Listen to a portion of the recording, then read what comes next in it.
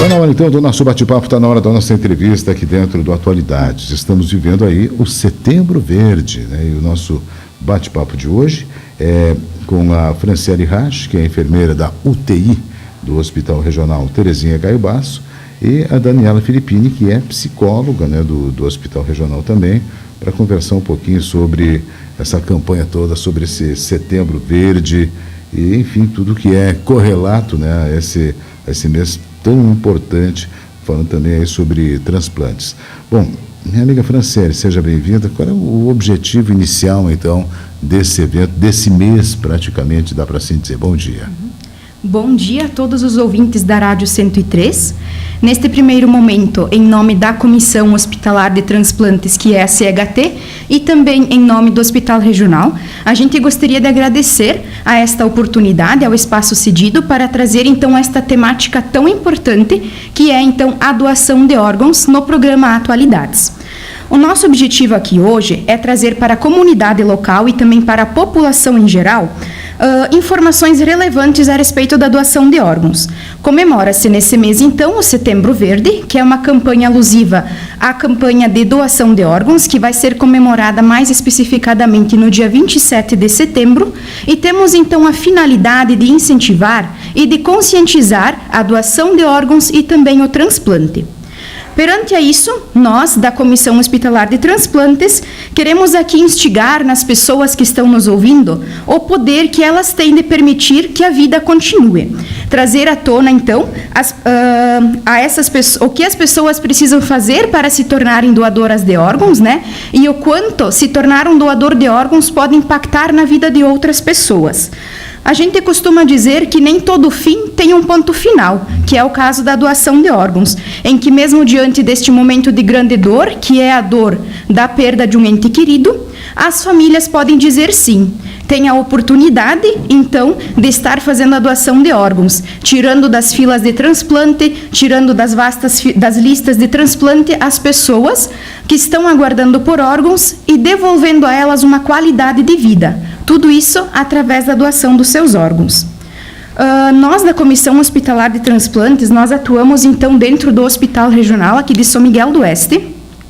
Somos formados, então, por a comissão em si, ela é formada por profissionais da área da saúde, que são especializados e habilitados, então, em coordenação hospitalar de transplantes. É formado por médico coordenador, por gerente da unidade de terapia intensiva coordenadora, nós, enfermeiros assistenciais, e contamos com a equipe de apoio, que é a psicóloga e a assistente social, todos com um papel fundamental diante de todo esse processo. Então, nós profissionais, nós somos acionados toda vez que houver um paciente com diagnóstico neurocrítico dentro da unidade hospitalar, identificando estes, então, como potenciais doadores. Então, diariamente, o nosso trabalho é fazer a busca ativa deste perfil de pacientes dentro da nossa instituição hospitalar. Tudo bem. Fala um pouquinho de estatísticas, então, Franciele. Acho que é importante também em que pé que a situação está hoje, né? Certo. Então, nós temos os nossos resultados obtidos dentro da nossa instituição hospitalar. Neste ano de 2023, até o momento presente, nós tivemos 8 protocolos de morte encefálica. Tivemos, então, destes 8, 4 doações de órgãos efetivas. Então, podemos nos perguntar, mas o que ocorreu com os outros 4 protocolos que foram notificados e que não evoluíram, então, para a efetivação da doação de órgãos? Então, nós tivemos 2 casos de contraindicação, que são pacientes, então, que possuem outras comorbidades que contraindiquem a doação, como tumores malignos, meningites e outras comorbidades prévias. Tivemos uma parada cardiorrespiratória, que é que o paciente, devido à gravidade do quadro clínico, não conseguiu chegar até o término do diagnóstico, chegando a óbito antes da confirmação do diagnóstico, e também tivemos uma recusa familiar, que é, então, o paciente em que foi feita a entrevista com a família após estabelecer o diagnóstico de morte encefálica, e eles acabaram, então, recusando a doação. acredito que uma das informações mais importantes para a população em geral é saber o que esses pacientes apresentam como causa primária, o que leva eles a evoluir para a morte encefálica, né? Então, hoje em dia, na nossa instituição, o que mais está acontecendo nos pacientes que são diagnosticados com morte encefálica, que é um dano neurológico grave e irreversível, é então os acidentes vasculares cerebrais. Em maior índice temos então o hemorrágico, também acontece o AVC isquêmico, pacientes com encefalopatia hipóxica isquêmica, também traumatismos cranianos de diversas formas e também os casos de meningite.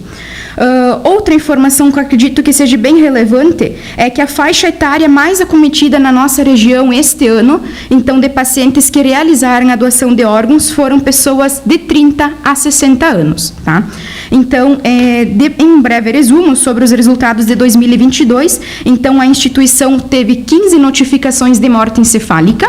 Destes 15 protocolos, então a gente teve 8 doação de órgãos efetivas e destes 8 captações de órgãos, a gente teve 22 órgãos captados, que então, com certeza foi um valor bem significativo. Um índice bem melhor comparado com os anos anteriores, e é aí que reflete esse trabalho de saúde em comunidade que a gente procura fazer anualmente. Né? Também acredito que seja bem importante trazer algumas informações rápidas a respeito de como estão as listas de espera por órgãos a nível estadual e também a nível nacional.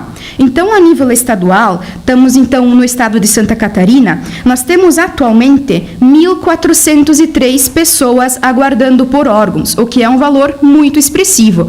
Então, essas atividades que a gente busca fazer na comunidade para incentivar a população na doação de órgãos, têm o objetivo de impactar a reduzir essa lista de espera. O órgão mais solicitado neste momento no estado de Santa Catarina é o rim, ou seja, temos 755 pessoas com diagnóstico de insuficiência renal, provavelmente a maioria delas em hemodiálise de 2 a 3 vezes por semana, que estão aguardando então um rim. Em segundo lugar, o órgão mais solicitado estão as córneas, em 445 pessoas aguardando por estes órgãos. E em terceiro lugar, nós temos então o fígado, com 73 órgãos aguardados então para o estado de Santa Catarina.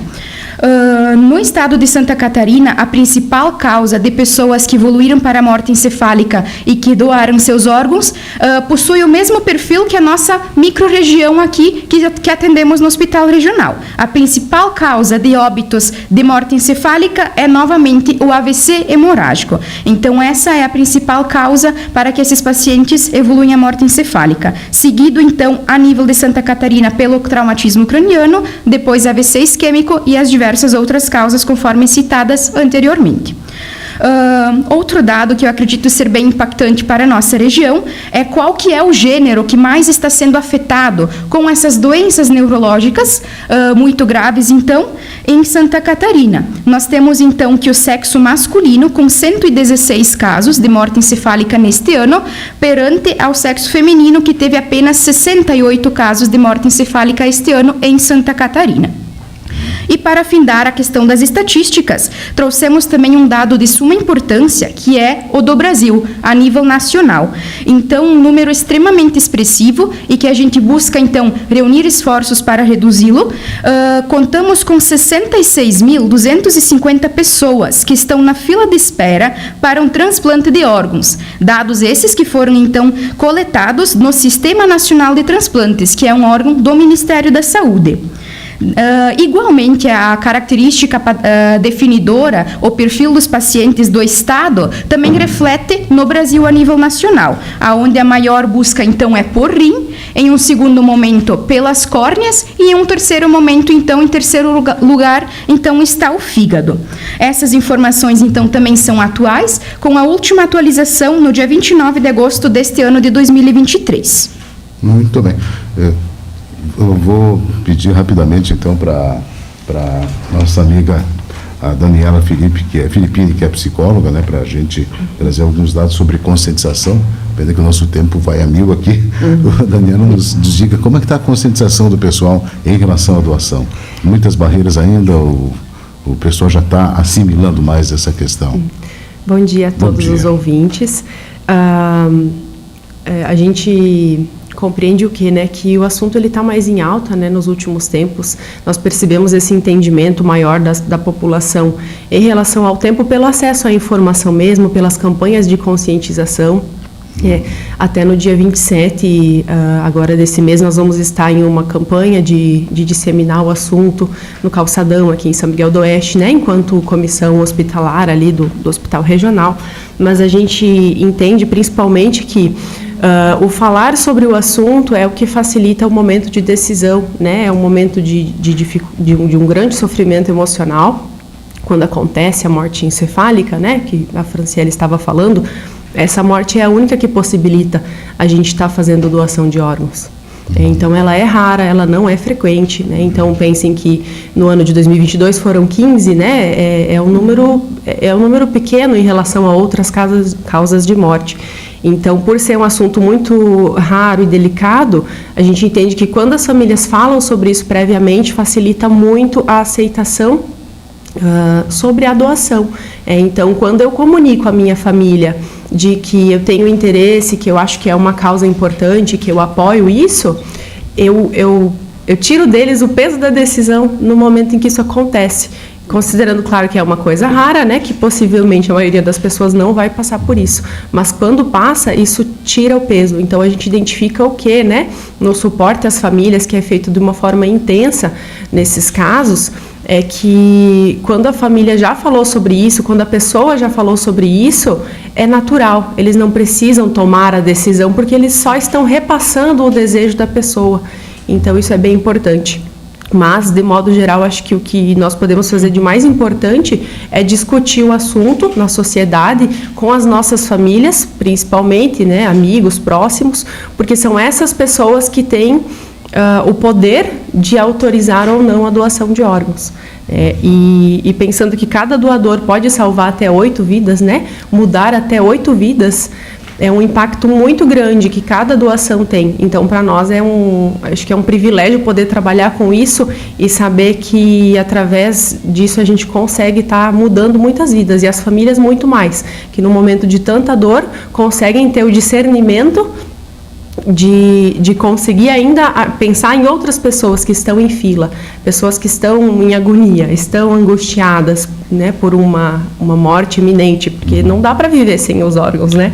E outra coisa que eu acho importante também, né, a questão de que muitas vezes é até um lenitivo de sofrimento. Quando a pessoa, o familiar, vê que algum órgão daquele seu ente querido está sendo utilizado por outra pessoa, de uma forma talvez até de trazer algum pouco de vida de volta. Um consolo, né? Um consolo, mais ou menos isso, né? A gente percebe isso como uma forma de conforto, realmente. Não posso afirmar em todos os casos, porque a gente tem um limite de contato ali também com essas pessoas, mas no próprio momento da doação, o quanto isso pode confortar a família, de saber que sim, esse diagnóstico ele é irreversível. Ele não tem como ser diferente, ele é certeiro, ele é 100%, né? O Brasil é o país onde tem uma legislação sobre isso, é o país mais criterioso para diagnosticar a morte encefálica. Eu acho que é importante falar isso também, é um processo muito sério, e então é certeiro, não tem volta. E se não tem volta, eu posso ajudar pessoas ou não. E geralmente as pessoas gostariam, e quando a gente conversa com as pessoas, a maioria delas gostaria de que isso acontecesse, mas por não conversar sobre o assunto, isso não fica claro, né? Então, acho que a mensagem que fica, que é mais importante, é que a gente fale sobre isso, a gente entenda o assunto, pesquise, e saber que é um processo sério, um processo seguro, e que pode salvar muitas vidas dessa forma, né? Dessa fila de espera, né? Tão grande. Imagina a gente ter alguém ali esperando, ou sermos nós mesmos, né? A aflição. Olha, gente, eu acho que nós vamos combinar também um bate-papo no Medicina e Saúde, né? Já tinha alinhavado, e até dá mais tempo, né, da nossa conversa, mas eu queria agradecer a visita de vocês, né? A Franciele Rasch, que é enfermeira da UTI, e a Daniela Filippini, que é psicóloga. Então, logo nós também, não sei para quando que o pessoal vai agendar, eu sei que já tem... Está mais ou menos ideado para fazer o agendamento do Medicina e Saúde, que é no sábado de manhã, que dá para abranger com muito mais tempo também esse assunto, né? Não tem tanta limitação do tempo aqui que nós temos. Mas obrigado, gente, parabéns pelo trabalho de vocês lá, tá? Obrigada. Então tá, nós vamos dar uma paradinha aqui para o intervalo, voltaremos.